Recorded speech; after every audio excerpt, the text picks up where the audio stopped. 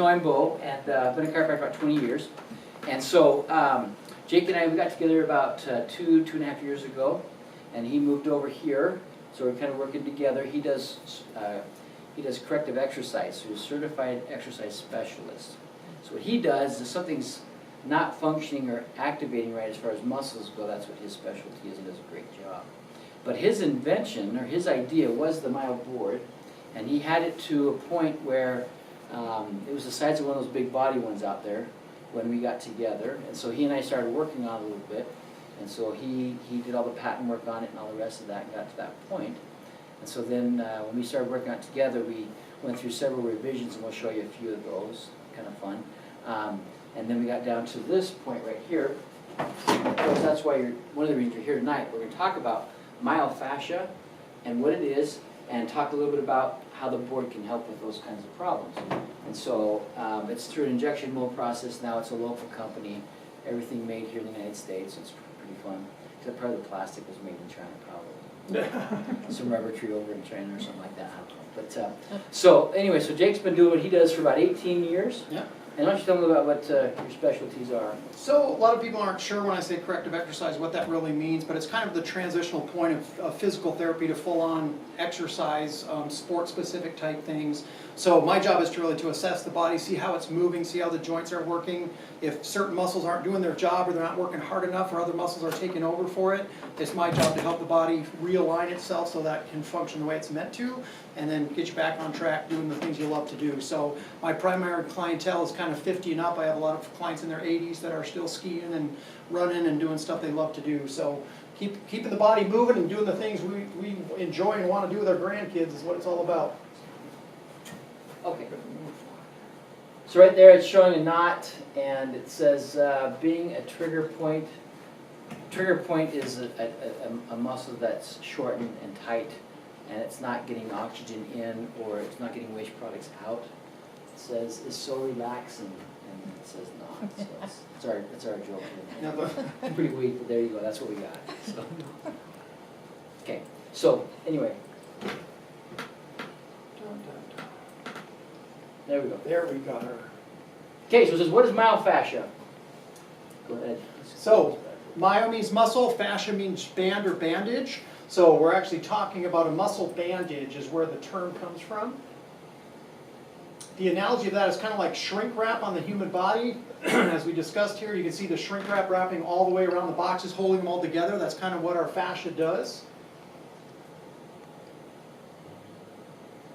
This kind of gives people a visual that they can connect to as a nice juicy piece of steak all cut up. You can see there's obviously a little bit of riveting of fat in there, but a lot of this white tissue that you see that's holding all these different tissues together is actually fascial lines, and that's that kind of tissue in our body that holds that together. This is the actual visualization of this on a human body.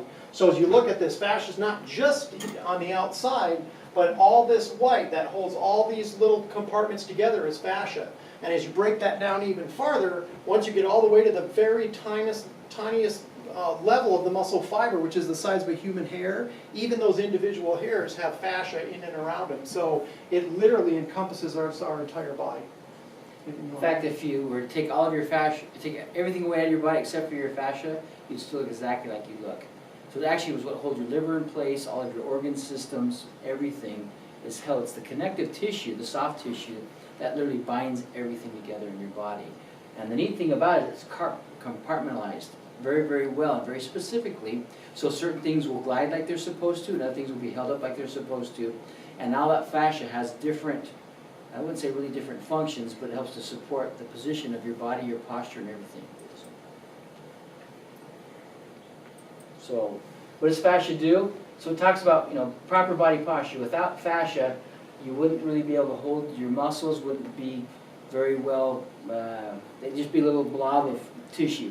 So if you look at a chicken leg, it kind of has a nice round circular shape.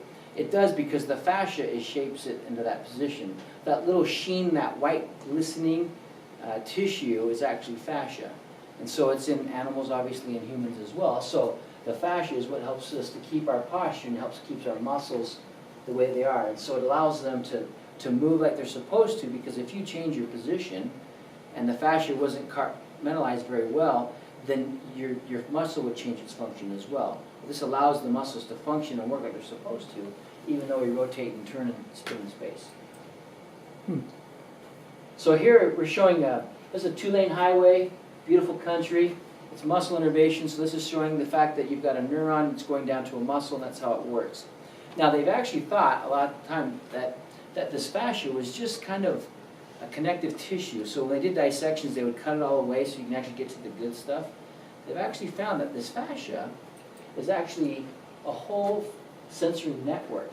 And so if you compare that last 2-lane highway, the sensory information coming in out of fascia is about this compared to that 1-lane highway. It's about 10 times greater. So when you think about the nerve that it takes to activate my muscle, it's 10 times more of that transmission information from the brain to the muscle is actually occurring through the fascial system rather than the muscular system. So that's what the example there is showing. So if you were to close your eyes, you still know where your hands are, right? So no matter where you put your hands, you still know where they are. And the reason for that is there's information coming from your brain and going to your brain about where your arm and hands are. So if someone throws a ball at your head, you know you got to move your head to get it out of the way. Without that communication through the fascias, where they found where a lot of these connections are, you would not be able to tell where your body was in space nearly as well. So here we got the slide and glide fluid linkage system is what it is. So if you've ever eaten orange, you can tell that it's not just these little globules or the pulp in an orange, but they're actually little links. And so your fascia is very similar to that. And these little links are filled with water or fluid. And what that does is it allows the body to act as a spring or a shock absorption. So if you move your knee and you hit it on something, right, your femur and your tibia compress together. And as we get a little more experience in life, and this fluid linkage system begins to go away, that's why we get the bone-on-bone type of a situation. So the fascia is literally what gives us spring in our step. And so the way that glides and slides is if you've taken the two muscle layers and they're gliding and sliding on top of each other, because the muscle contracts and then it relaxes. The fascia around it is elastic, but it doesn't contract, okay? So the muscle has to be able to slide underneath it back and forth, and if it can't do that because of either dehydration, because when we get dehydrated, that linkage system turns into kind of a gluish scenario, and so then the muscle layers begin to stick to each other, adhesions begin to form, and when that happens, it's like scar tissue forming. Okay, when that happens, then they get glued together. So instead of the muscles gliding and sliding like they're supposed to, then they get stuck, and then eventually they start to pull on things, right? And then eventually that starts to cause other problems. So we'll talk more about that. Good. We kind of already discussed that, but the whole spring in your step, the shock absorption, the idea that fascial communication and that sponginess in there, that wet sponge is going to keep those muscles able to move. What causes myofascial pain in the body? So one thing I'll share with you here is if you've got a sponge, you're talking about the sponge system.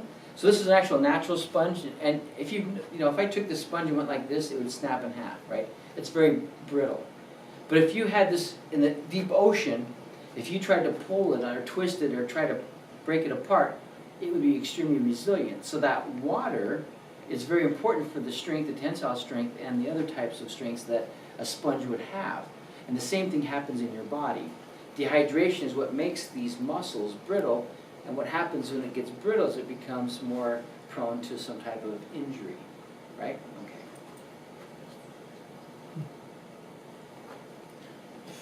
Physical and emotional stress. So oftentimes we think just physical stress causes issues in our bodies, but psychological, emotional stress as well causes all kinds of things to happen in our bodies. But both of those are going to be significant contributing factors to fascial hydration, fascial health. Poor posture, body mechanics, as we looked at earlier, kind of seeing what fascia is supposed to do, this is what it's not supposed to do. But the more you do any specific movement or position, the more your body is going to remember that position and going to naturally move into that. So these types of postures, we're seeing this a lot in young people these days with the cell phones. They're always bent over and hunched over those phones or those computers, and we're seeing a lot more upper back stuff going on in even younger people today. So posture is really critical. Overuse syndromes, this is something that's really important, is I find just as much fascial injury and damage in high-level athletes as in sedentary people that don't do anything. So when you're thinking about, hey, if I was to just run every day, I'd be healthy and fit. The problem is you're creating overuse syndromes just doing the same thing repetitively over and over and over again. So the person who runs every day is going to be at just as high a risk of fascial damage over time as anybody else. The importance then is going to be variation in the types of activities you do. So you want to be walking, bike riding, jogging, bicycle, any variety of movements you can do to prevent overuse is the healthiest thing you can do. The other thing with overuse situations that occurs is if you use the same positioning, when you actually do exercise intensely, it actually pushes all of the water and the fluid out of the fascia. And so when you recover, okay, that's what allows that sponginess to come back in. So people who are constantly running and they do a lot of mileage over and over and over, it actually pushes all of the fluids out of that fascia and they become more prone to injury and more susceptible to injury at that point as well. Okay, this is my favorite one. So injury, accidents, and traumas, okay? So this sometimes happens, right? When we're 16, we learn how to drive, except some people don't know how to learn how to drive. This doesn't happen, okay? So these are the kinds of things that happen. So when you have trauma, accidents, and injuries, let's go to the next slide. What begins to happen is this is what it looks like before the injury. All of the tissue is running in the same direction. You've got a nerve, that's the yellow thing, and the white and the red thing is the blood vessel. And then this is the innervation coming out to the brain to communicate with the muscle to contract and do what it needs to do. So this is where it gets pulled, torn, or injured, okay? So then you can see that the body's actually got to glue these little gaps back together, okay? So if we get a lot of scar tissue that begins to come back in, think of scar tissue kind of like glue.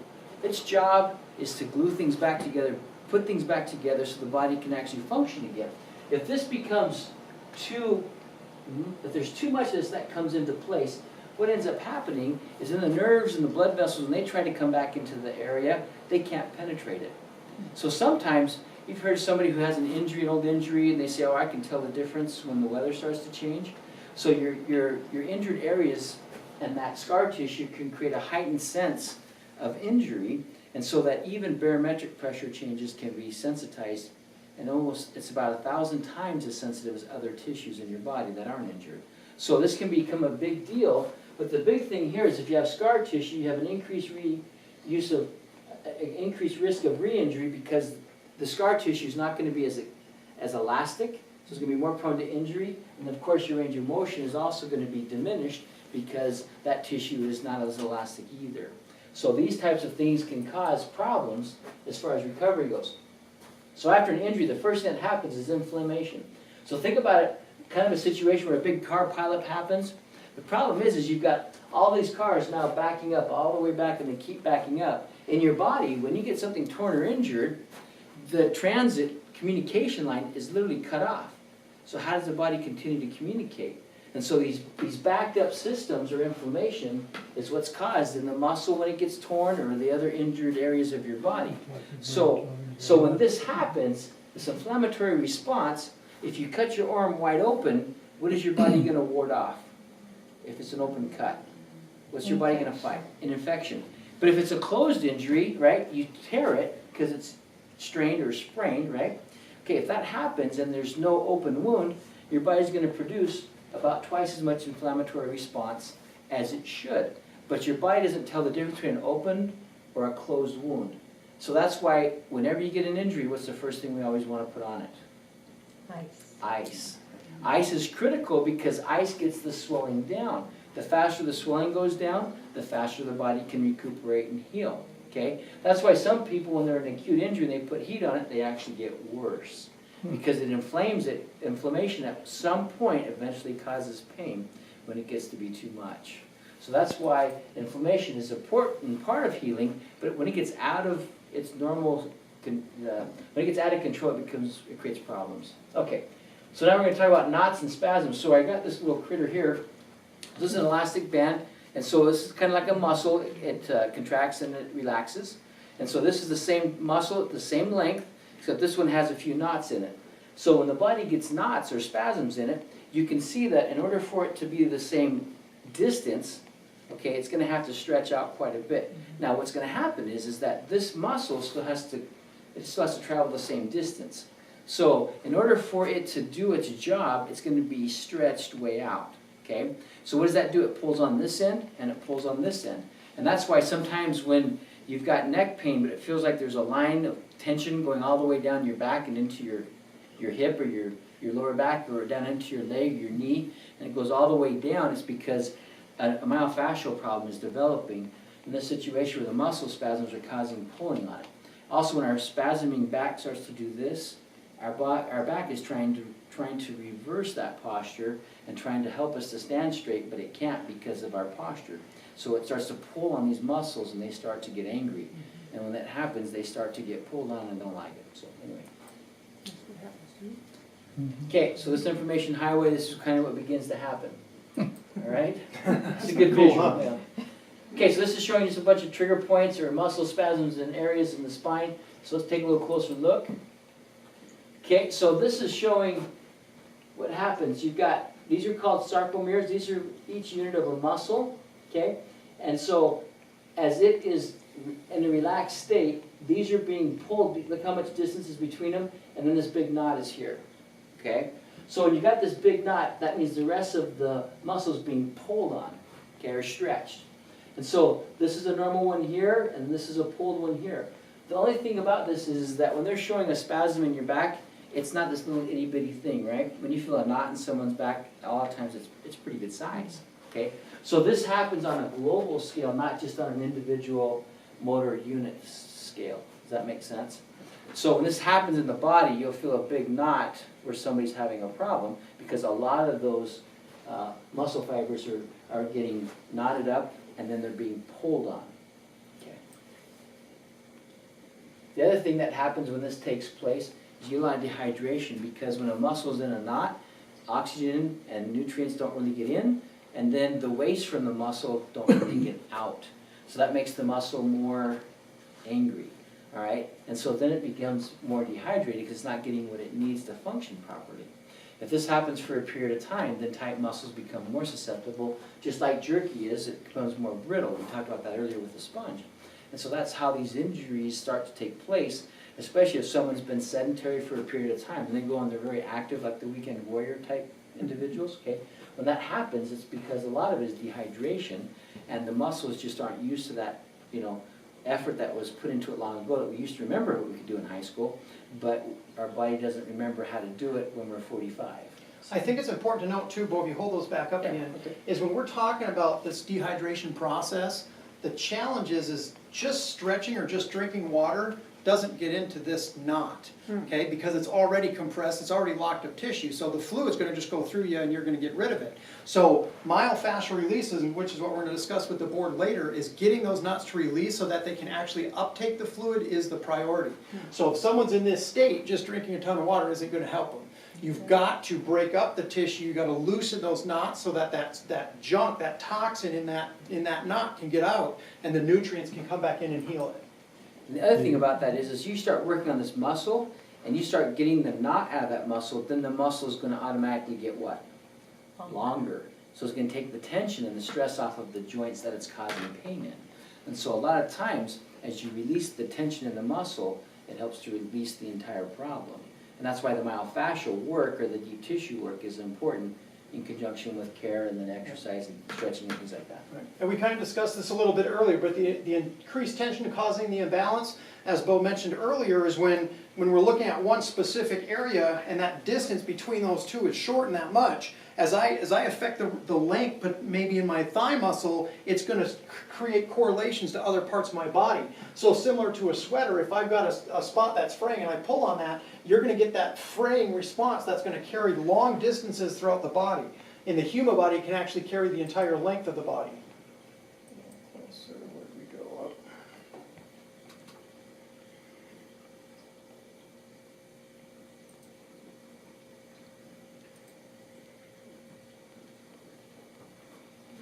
And that's just an example, of course, of how that does. So you can see the lines of the body there. It's just an example. It's pulling into the groin, up into the pelvis. It's coming all the way down to the mid-stomach area. So these lines can transfer all over in our bodies as we start having mechanical problems. Okay, So now I've got the healing process, and just realize this is going on all the time. So there's some areas where they've been slightly injured, we call that micro trauma, and other areas where they're majorly injured, we call that macro trauma. But when you've got this going on, you've got some highways that are running normally, you got some revision taking place here, you've got some excavation going on. All this different healing process is taking place all the time. It's when that inflammation process starts to take off and begin to have a bigger problem. The other thing that you need to realize is over time, as this is taking place, degeneration is, the definition is when the injury process is going faster than the healing process. So the body's breaking down faster than it can actually heal itself. And that's how we degenerate over time. And so as long as this healing process is healthy and taking place, and the muscles are getting what they need to stay healthy and are able to heal, no matter what our age is, that will continue like it's supposed to. But when we stop going through that normal, natural process, and issues start to develop, that's when the healing process begins to literally break down. And the more sedentary we become, of course, like he's saying, the degenerative process increases. So that's how I can have clients in their 75s and 80s that are still out hiking, biking, skiing, is because exercise actually causes trauma, right? It's micro trauma in the muscle tissue. But because their bodies are in this process of excavation, that, you know, those crews are working full time, keeping everything working. It's when we start moving less and doing less that this whole process begins to slow down and take over. See. He's trying to get a message to me here. Oh, boy. A little elbow in the side. That never happens with spouses. Oh, no. So what can we do to maintain healthy fascia? Let's take it to the next level here and actually discuss what can we do about this stuff going on in our bodies. We discussed hydration already, super critical. The majority of our body is made of water anyways. So drinking water is priority number one, but if we're going to get it to the damaged tissues, then we've also got to do the myofascial work to assist that process. Very tempo resistance and conditioning. Of course, this is my area of specialty. What we're looking at, as I mentioned earlier, is variation. If I can get my patients doing some myofascial work and some stretching and a lot of variety in their activities, they do great, they feel great long term. So keep things varied up. You need to change your speeds. Oftentimes when people get a good workout program going, they're doing the same thing at the same speed for the same duration of time. So mix up your exercises, mix up the speed of your exercise, and change the variations of what you're doing. So one of the things that's called is muscle confusion. So if you keep your muscles in kind of a state of confusion where they're not always knowing what's going to happen next, that causes them to not get tight and tense in a certain area. And that mix-up helps to keep things on an even scale. So varied motion, balance training. Going to move on. Obviously core stabilization, core training is really good. Okay, so here's a great picture of what we don't want to look like. Okay, one of the things that I do, and this is one of the assessments that we do when someone first comes in for me to work on them, regardless of whether they got shoulder pain, back pain, or ankle pain, is we want to see how the whole body is moving together, okay? So this person would probably come in with some kind of a complaint of a left shoulder pain or maybe even headaches. Okay, but if you look all the way down, I got a problem all the way down at the bottom, right? So it doesn't do me any good to repair the roof of the house if the foundation is causing the leak to be there in the first place, right? So when we're looking at the body is very symmetrical in its movement patterns and what it's supposed to look like. So we're very mathematically designed and built. If you look at the image on the left, we've got perfectly parallel lines running right through the ankle joint and the knee joint, and similar lines running right through the pelvis, up the spine, and out the top of the shoulder. Same thing on the right side here. We got equal positioning of the knees, ankles, and shoulders. Very critical. We want, if we can get our bodies back to move in that pattern of motion, we can get it to last a lot longer. Okay, so myofascial release, we talked about it a little bit before, now we get into it. So this is a good example of what myofascial release, good myofascial release looks like. So if anybody's had a deep tissue massage, they kind of, Daddy don't look very happy about that picture, man. Like, that's just mortifying for you. Anyway, but you know, deep tissue release is really, really important. So let's go into what we're doing here in our office for that. So anyone's met Mr. Regulator, okay? He's a nice little friendly critter, but he actually works really well at releasing a lot of that muscle spasm. We talked about how things get knotted up. This guy works specifically on those knots, begins to start to release those. It allows exchange, so it increases circulation to that area. When you get done, sometimes something will itch, okay? Itches because of increased circulation. Sometimes people's noses will actually itch because cartilage doesn't have very good circulation. But when you vibrate something and percuss it like this does, and allows that healing to start taking place. And so what it does is it actually speeds up that healing process and as we're trying to work with you. Okay, and the MyoBoard is the other thing that we give to patients, and this is something you take home and you can use at home. The beautiful thing about this and the regulator is that the regulator works a little differently than the MyoBoard. The MyoBoard is doing more trigger point therapy. You hold it for a period of time, so you get those deep sensory receptors. And so when you hit those deep receptors, they actually cause the muscle to release in a much greater way than just something that's surface. So the regulator works kind of a surface way, and you can go pretty deep with it, but this one is designed specifically to get into those deep receptors and start to release the tension in that muscle completely. So that's why the beautiful thing is you can take it home and spend the time that you need, and also be able to use it as often, as frequently as you need to. So the idea here is that if you hurt yourself on Friday, but can't get in until the next week sometime, you've got something that will help to deal with the spasm, the tightness that's going on throughout that time frame, so you're not just stuck waiting for an appointment, either for massage, chiropractic, or physical therapy, whatever you're involved with.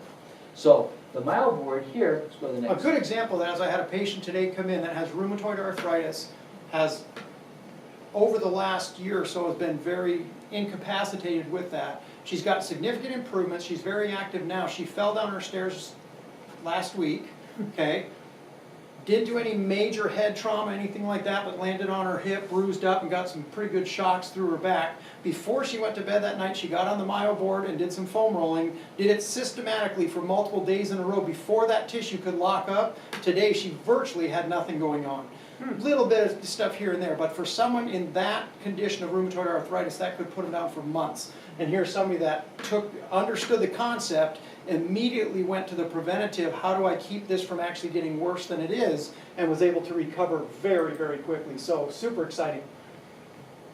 Okay, so here's kind of the evolution. This is the first board that was created, got a human form so that you can actually see where to put and place the balls. Then we went to this V shape here, which had a high number of them in a smaller area, about half the size. Then went down to the smaller one, then we started going into we made an M out of it, so it is the M for MyoBoard. And then eventually went into the plastic models. This was the last one that we needed to create, and then we made the one out of an injection mold process, and that's what we have now. And so the beauty of the MyoBoard, though, is that when you get on it, we're going to get on here in just a few minutes, but you get on the board, you can actually stay on it and kind of move. There's a couple different things you can do. The first one is we talked about the trigger point therapy. So you just stay on it for a period of time. You get the pain level up to a 5 or 6, if you can, and just kind of hold it there, and that 5 or 6 will kind of melt down to a 3 or 4, and then you know you started to release that spot and you go to find a new one.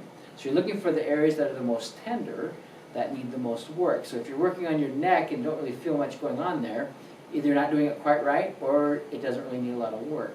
So you find those trigger points up in your upper back and shoulders, and you can stay on there a little bit longer because it needs it, okay? So we're going to talk about any areas of the body you want to work on tonight, and then we're going to show you some of the benefits of the board now. So, all right. Awesome. Okay, any questions about anything we've seen so far? So, if you're lying on it and there's intense pain, partly because you don't have the towel on it, but do you stay there until the pain lessens? Yes. So, Or do you move? yes, Like that's a your great neck? question, okay? And really what I want to teach you guys the most, as many years I've been doing this, is if this is preventative, okay? In a lot of cases, if you're really dealing with a painful spot and you know you got a bad spot, that's going to be an issue. But the people like even myself who don't have pain, if I once a month go through and just check through my body, if you find areas that have fascial tension or pain in them, those will eventually become problems. Okay, the majority of people who come into my office with ankle, knee, hip, back, shoulder pains, those things started 15 to 20 years ago, and usually I can trace it back to the actual injury or event that caused it. But the problem is if those things aren't addressed at an underlying level that you don't know they're there until they pop out, then you're dealing with the symptom. You're at the tip of the iceberg, okay? So to answer your question more specifically, if you've got a spot that's so painful you can barely tolerate it, you either got to add some layers of cushion to that so that you can the goal with myofascial release is to get to the point where you can relax. So if you're in so much pain that you can't, you've got to back it off to where you can just tolerate it, and then you need to hang out there for a while until it begins to drop. As that tissue begins to improve, it's going to drop that much quicker. So if I get on someone and work with them, and they, I mean, I'm on the spot for 60 to 90 seconds with no decrease in pain, we gotta come back to it. They do it for 2 weeks straight, daily, they can come back in and probably hit that spot and drop it within 30 seconds. So if I have a tender spot, I can get on it, take a few deep breaths, and my body is gonna drop that sensitivity that quick. So you can not only